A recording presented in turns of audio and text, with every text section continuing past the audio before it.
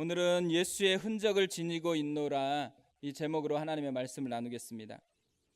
바울이 갈라디아서를 쓴 이유가 목양적인 이유라고 했습니다. 갈라디아 교회의 영혼들을 다시 회복시켜주고 싶어서 항상 하나님께서 우리를 보고 계실 때 품는 마음이 그것일 거라고 생각합니다.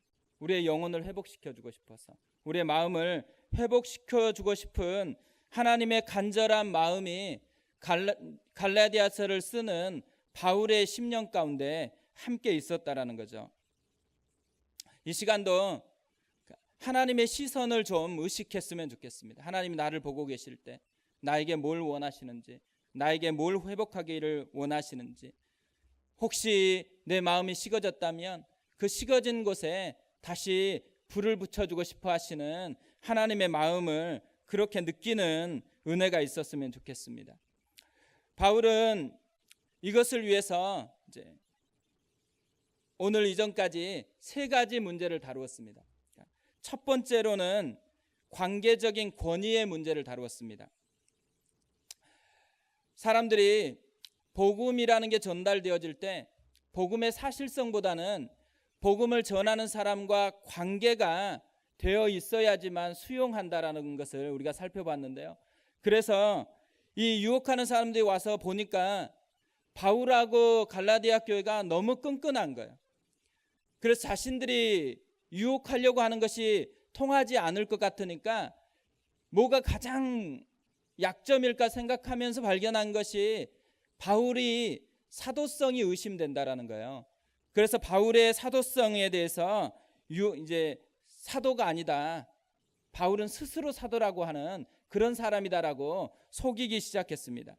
그리고 속이는 근거가 사도들은 다 예수님과 함께 살았던 공생의 기간에 같이 있었던 사람들이 사도들인데 바울은 그런 모습이 없었기 때문에 바울은 스스로 사도라고 하는 거다. 그래서 바울이 사도성이 의심되어지는 순간에 뭐가 다 의심되는 거예요? 그가 전했던 메시지가 다 의심이 되는 거예요. 그리고 그 틈을 타고 들어가서 다른 복음을 심어 놓았습니다. 그래서 바울이 맨 먼저 뭐부터 시작하냐면 자신의 사도성이 하나님께로부터 권위를 인정받은 그런 사도성이라는 것을 얘기하면서 자기가 어떻게 사도가 되었는지, 그리고 또 자기 속에서 어떤 체험이 있는지 그것을 우리가 살펴보았고요. 두 번째로 살펴봤던 것은 구원의 문제였습니다. 신학적인 문제죠.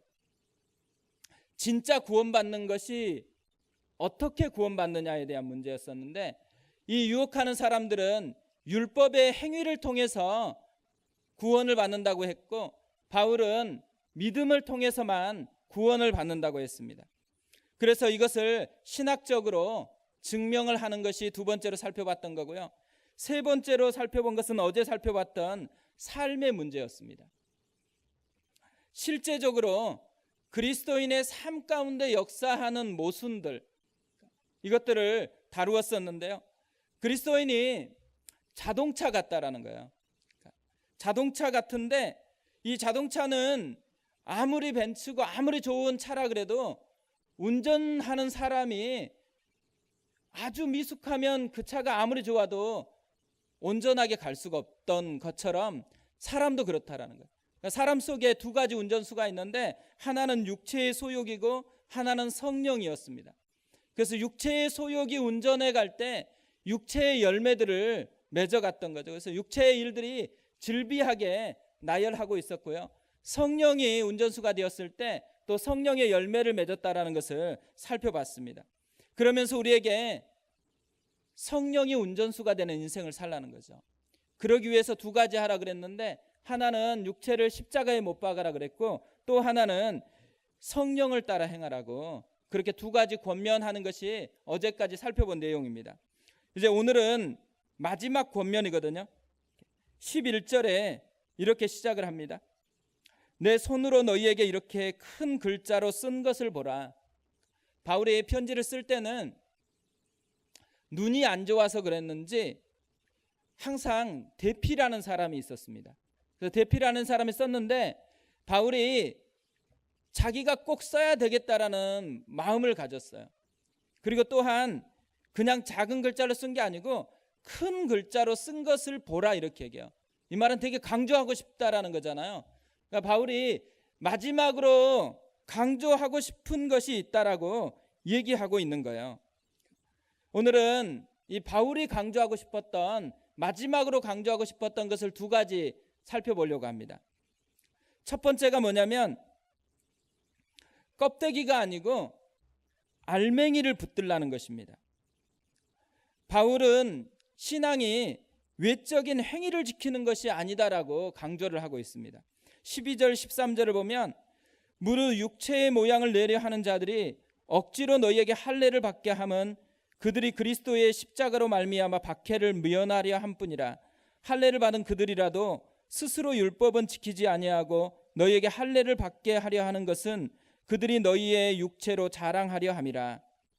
바울이 할례 얘기를 다시 합니다.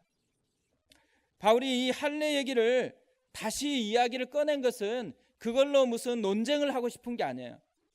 이 할례를 다시 이야기하고 있다라는 것은 할례 이 이야기를 통해서 다른 것을 마지막으로 좀 점검하고 싶은 거거든요.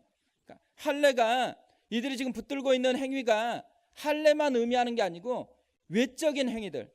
그러니까 우리는 할례를 안 하거든요. 우리는 보통 할례와 비슷한 게 뭐죠? 세례를 합니다. 세례. 근데 세례를 받으면 예수를 믿나요?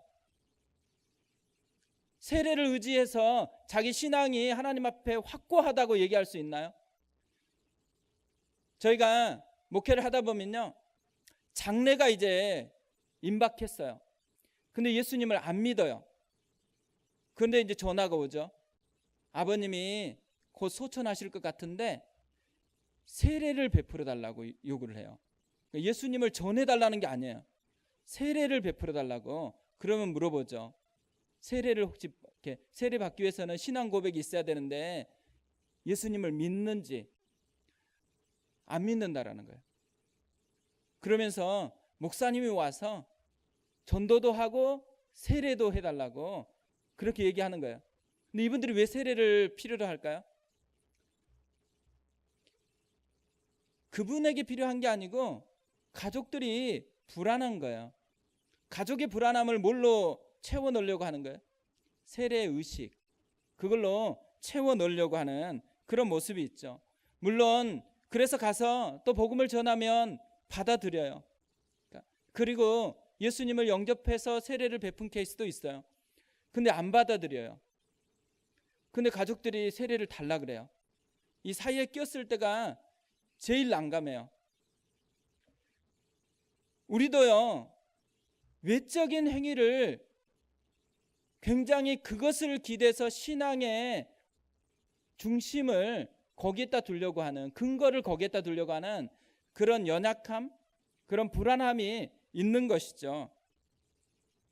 유대인들은, 또 유대인들에게 속아 넘어갔던 갈라디아 교인들은 실제로 이런 외적인 행위와 보이지 않는 십자가에 대한 믿음 사이에서 외적인 행위로 보여지는 건 뭐예요? 눈에 뚜렷하게 보이니까, 증거가 있으니까 훨씬 더 믿음에 유익할 거라고 생각한 거죠.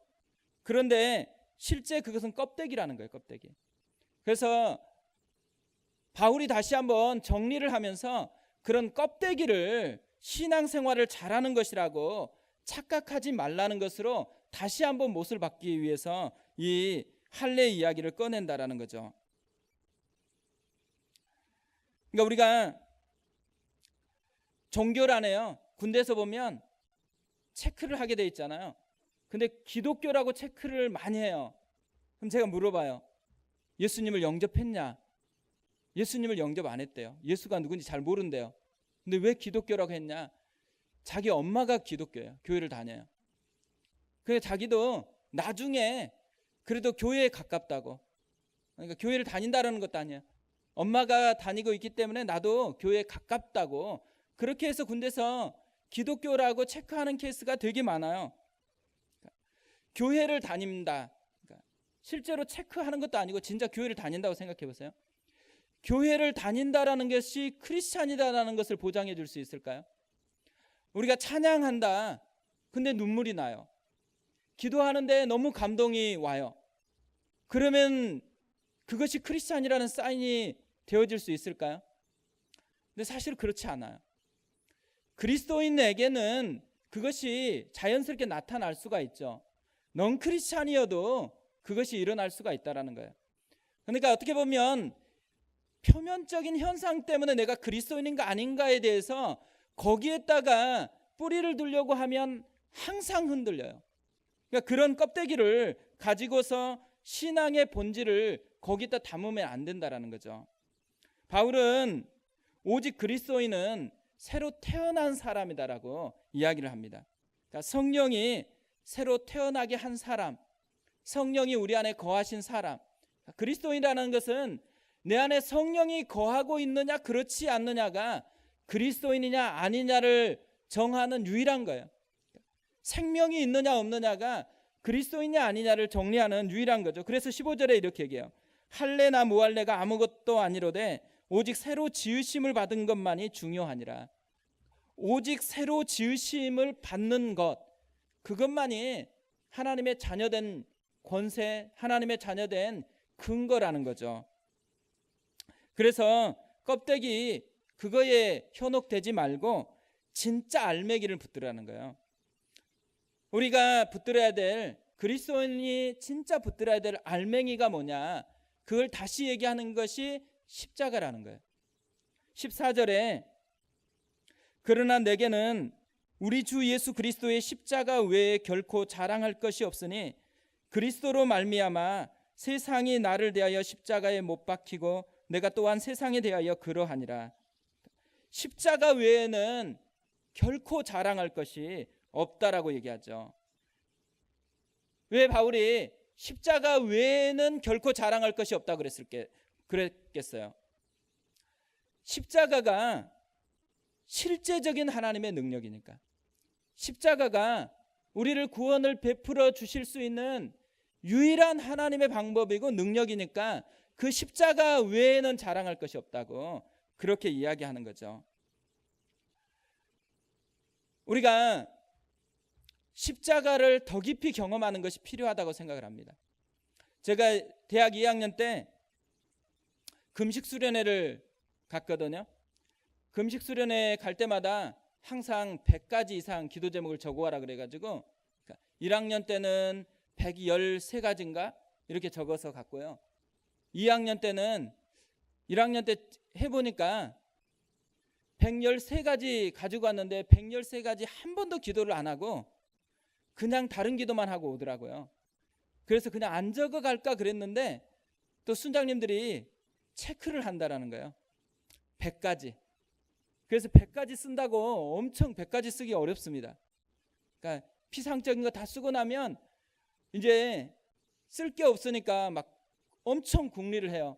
그러면서 성품에 대해서 이제 막 쭉 써내려가고 막 주제를 다 정해가지고 100가지를 어쨌든 만들어서 가는 거예요. 근데 2학년 때는 기도할 줄 알았어요. 그래서 100가지나 썼으니까.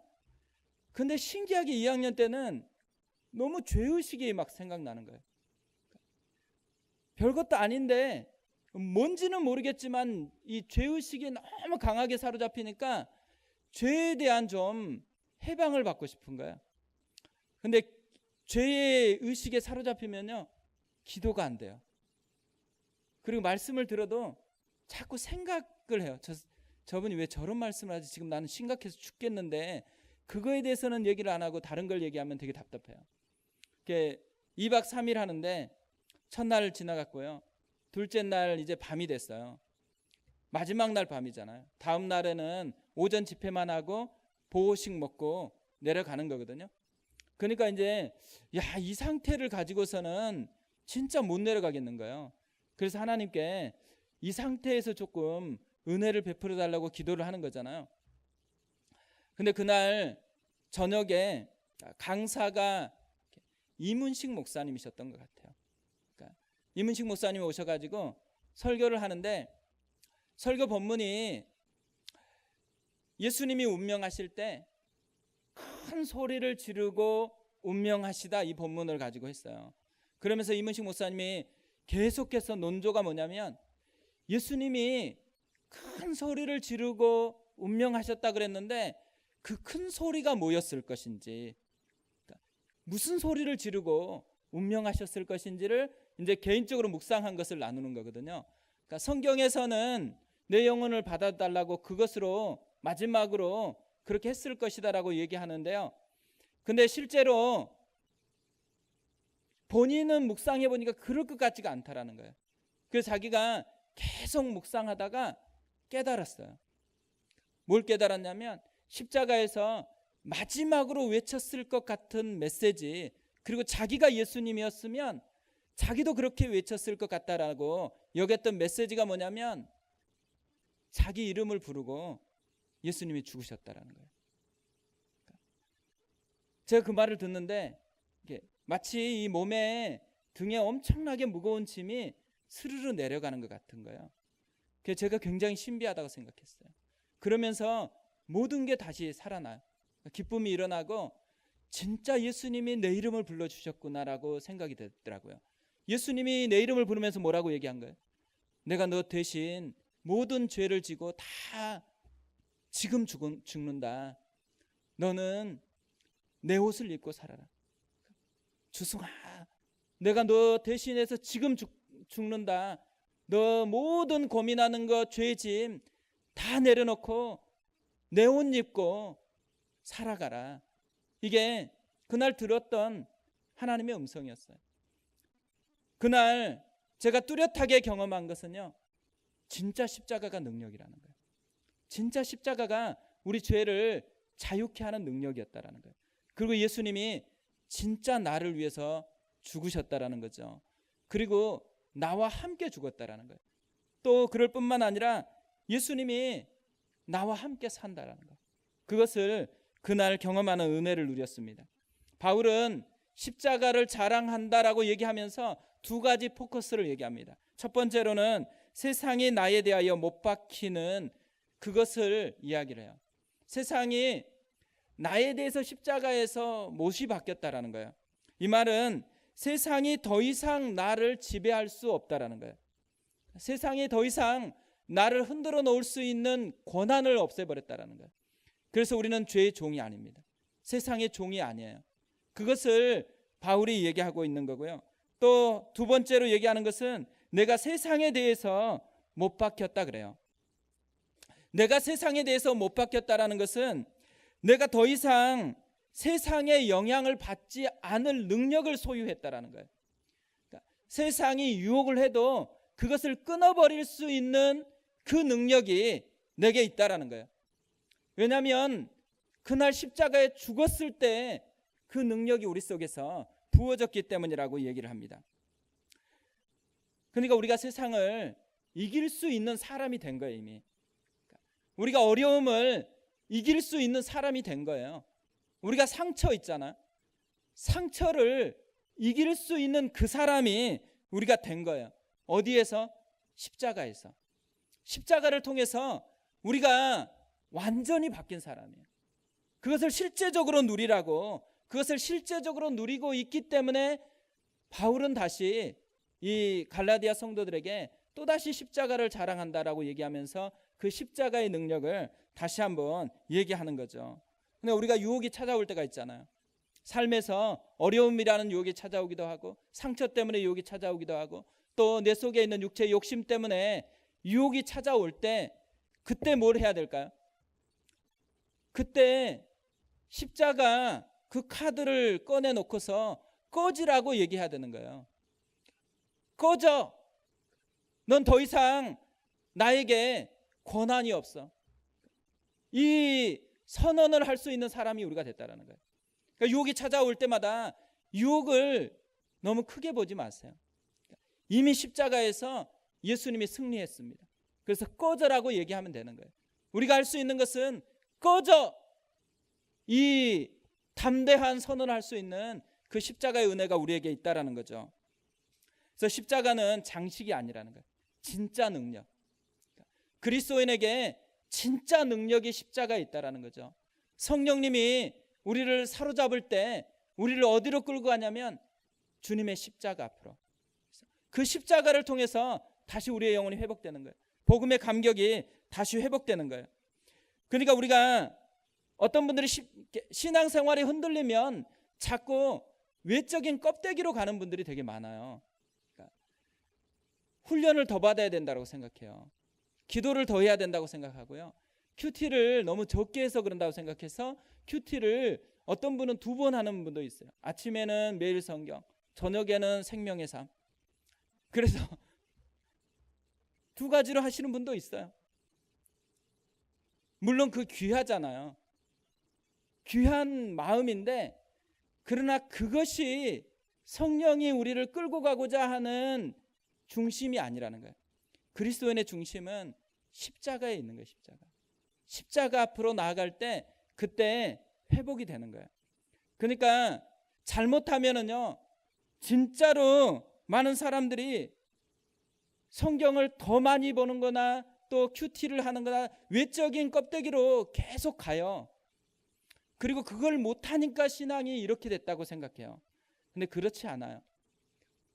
십자가의 능력을 잃어버렸기 때문에, 십자가에서 베풀어 주신 그 사랑이 마음에 와닿지 않기 때문에.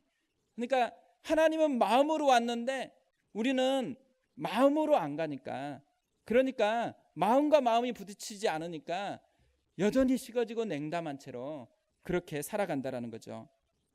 그러니까 십자가, 그 십자가를 붙드는 거, 그 십자가 앞에 가는 거, 십자가를 자랑하는 거, 그것이 우리가 주님 앞에 갈 때까지 가야 되는, 붙들어야 되는 신앙의 중심성이라는 것을 다시 한번 얘기하는 거죠. 그리고 2번째로 바울은 마지막으로 권면하는 것이 흔적으로 말하라는 거예요. 100번 말하는 것보다 한번 보여주는 게 낫잖아요. 제가 결혼해서 깨달은 게 있어요. 결혼해서 뭘 깨달았냐면, 부모의 흔적이 아이의 인격이 된다는 것을 깨달았습니다. 제가 아이를 가르쳐서 깨달은 게 아니고요. 제가 살아보니까 저희 부모님이 다 나오더라고요. 어디에 감춰져 있었던, 이건 절대 담고 싶지 않았는데 근데 다 나와요. 왜 나올까요? 저희 부모님이 따로 교육을 시킨 것도 아니에요. 뭐 따로 해갖고 과외시킨 것도 아니고 자기의 성격에 대해서, 자기의 뭐에 대해서 다 한 것도 아닌데, 근데 희한하게 교육도 안 받았는데 몸에서 그냥 자연스럽게 나오더라고요. 봤기 때문에. 끊임없이 그 흔적을 저한테 심어놨기 때문에 그 흔적이 어느 순간에 제 인격이 돼버렸습니다. 음식 맛도 뭘로 느껴요? 우리 부모님이 맛있게 해주는 음식이 좋은 음식이에요. 결혼해가지고, 전 전라도잖아요. 전라도 김치를 먹어야 되는데 서울 김치를 먹는 거예요. 제가 주문을 하지 않기 때문에 가끔 전라도 김치가 왔으면 좋겠다 이런 생각을 할 때가 있는데 또 틀립니다. 근데 이런 모든 게 사실 훈련해서 된 게 아니에요. 그냥 보고 살았던 게 그대로 전이 돼서 제 인격이 되고 제 모든 성격이 되고 이런 흔적으로 저한테 남겨놓은 것이죠. 바울이 17절에 이렇게 얘기합니다. 이후로는 누구든지 나를 괴롭게 하지 말라. 내가 내 몸에 예수의 흔적을 지니고 있노라. 바울이 당당하게 외치는 것이잖아요. 봐라, 여기 예수의 흔적이 있다. 이렇게 당당하게 외치고 있어요. 이 흔적이라는 말은 스티그마라는 말이거든요. 아마 많이 아실 거예요. 근데 아시스의 프란시스가 어느 날 기도하는데 예수님이 십자가에 못 박혔던 그 자리에서 예수님이 가졌던 흔적 같은 흔적이 이렇게 생기는 거예요. 그리고 이 창에 찔렸던 그 자리에서도 또 그런 흔적이 생기고, 이마에 또 이렇게 가시 찔렸던 곳에 흔적이 생긴 거예요. 프란시스가 진짜 주님과 친하니까 주님의 그 흔적까지도 몸에 새겨졌다 그래요. 그래서 사람들은 이런 흔적을 스티그마라고 하거든요. 그리고 실제로 이제 카톨릭에서는 이런 스티그마가 나타났던 사람들에 대한 조사를 다 해서 그것을 기록해 놓았더라고요. 그러니까 잔다르크 뭐 할 때도 약간 잔다르크도 스티그마와 관련성 있는 그런 에피소드가 있는 것 같습니다. 근데 바울이 얘기하는 스티그마는 그런 스티그마가 아니에요. 그러니까 바울이 기도했더니만 예수님의 못자국이 자기 몸에 나타나고 그런 게 아니에요. 그러니까 바울이 여기서 얘기하는 스티그마는 뭐겠어요? 자신이 예수를 증거하다가 맞았던 흔적들. 특히나 갈라디아 지역에서 바울이 복음을 전하다가 진짜 많이 맞았어요. 바울이 제일 많이 맞았던 장소 중에 하나가 이 갈라디아의 네 교회를 개척할 때 일어났던 일이거든요. 그리고 심지어는 죽은 줄 알고 하도 맞아가지고 죽었는 줄 알고 버렸는데 다시 일어나서 갔던 데가 이 갈라디아 지역에 있는 교회예요. 그러니까 갈라디아 교인들에게 지금 내가 내 몸에 예수의 흔적을 가지고 있다라고 얘기하는 것은 갈라디아 성도들이 그걸 몸으로 직접 봤기 때문에 이 단어가 훨씬 가슴판에 와닿는 거예요. 바울은 다른 서신에서 흔적을 얘기하지 않습니다. 갈라디아 교회에 이미 본 사람들, 자기의 고통당한 것, 자기가 예수 믿는 것 때문에 어떤 결과를 얻었는지를 이미 몸으로 다 증명했기 때문에 그것을 다시 이야기하는 거예요. 바울이 자기 흔적 자랑하려고 이렇게 얘기하는 게 아니거든요. 갈라디아서를 결론 맺고 있잖아요. 결론을 맺으면서 갈라디아 성도들이 진짜로 견고하게 주의 앞에 서 있으려고 한다면 진짜 흔적으로서 하나님 앞에 말하라는 거예요. 하나님과 동행한 흔적, 내 삶 속에서 주님과 실제적으로 동행하고 주님을 위해 살았던 흔적이 있을 때 그 흔적이 자기를 지켜주고 자기의 삶을 풍성케 한다라는 것이죠. 그래서 바울은 자기의 경험을 통해서 다른 갈라디아 성도들에게도 그런 도전을 하고 있는 거예요. 두 가지, 마지막 결론이 심플하잖아요. 껍데기가 아니고 알맹이라는 거, 그리고 흔적이 중요하다라는 거, 이것으로 결론을 맺으면서 마무리 인사를 18절에 이렇게 얘기합니다. 형제들아, 우리 주 예수 그리스도의 은혜가 너희 심령에 있을지어다. 아멘. 갈라디아서에 여운이 이 인사말이었으면 좋겠다고 생각합니다. 이제 집으로 돌아갈 때 또 갈라디아서 우리는 되게 특별한 재능이 있잖아요. 앞에 하면 다 까먹고 그때그때만 기억나잖아요. 그러니까 오늘 결론적인 거 두 가지 생각하고 나서 뭘 마음에 담고 가면 좋겠냐면, 형제들아, 우리 주 예수 그리스도의 은혜가 너희 심령에 있을지어다. 이게 마음에 채워져서 가는 그런 은혜가 있었으면 좋겠습니다.